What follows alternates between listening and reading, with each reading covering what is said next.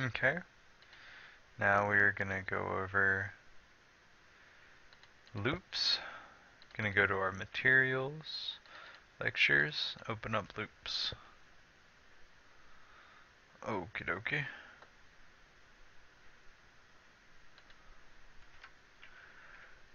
Now,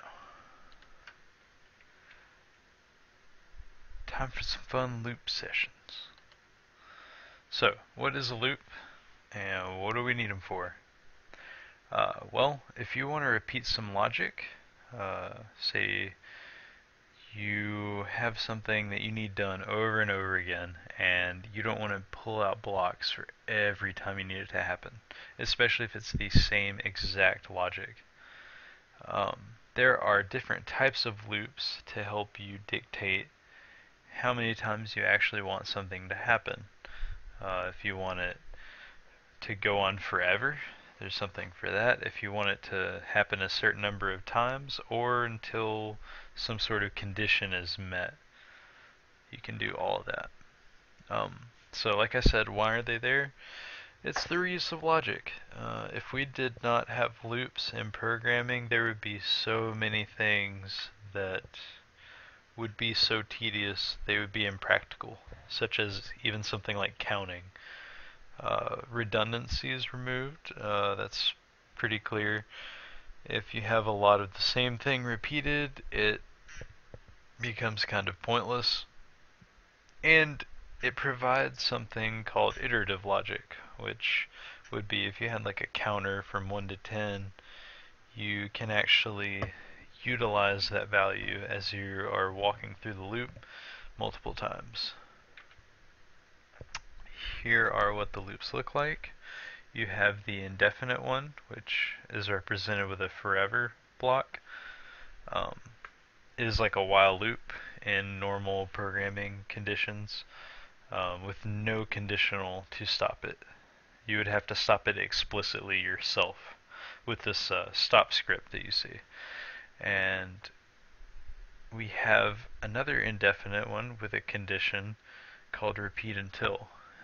This little diamond shaped hole here is for whatever condition you want to make stop the loop. So if I wanted to repeat until the spacebar was hit, I would put when space key pressed in here. And so when I hit that spacebar, it will stop this loop from executing and it will move on.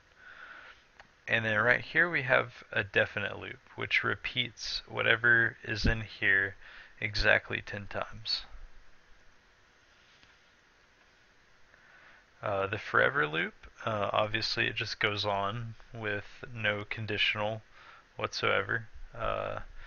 For anything that you need to just happen continuously, like say you had something on screen like a wheel that you just needed turning, you might want to put it on a forever loop if you so see fit, because you can just have the thing spin continuously.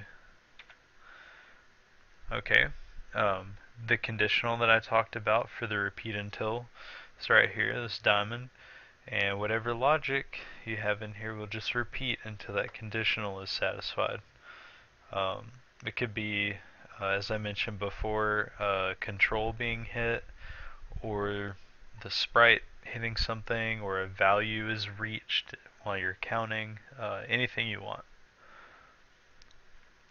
And now we have what would be commonly referred to as a for loop in normal average programming practices. Um, the conditional is really implemented behind the scenes. It uses a counter itself that is not transparent to you, but all you need to know is whatever number is here, this logic will repeat that many times. This is vital for counting to certain values or um, a lot of, just definite things that you need. Self-explanatory. And this is a fully implemented version of counting. You'll need to use a variable, which you should be somewhat familiar with by now. Um, if you wanted to count from 1 to 10, there's a couple different ways to do it, but one way is to start your counter at 0 and then put in a repeat 10 block, add 1, and then display the count. And what will happen is, since it repeats 10 times, you'll add 1 10 times. So it'll go from 0 to 10. So when you're out of the loop here, the value will be, it will have gone from 0 all the way up to 10.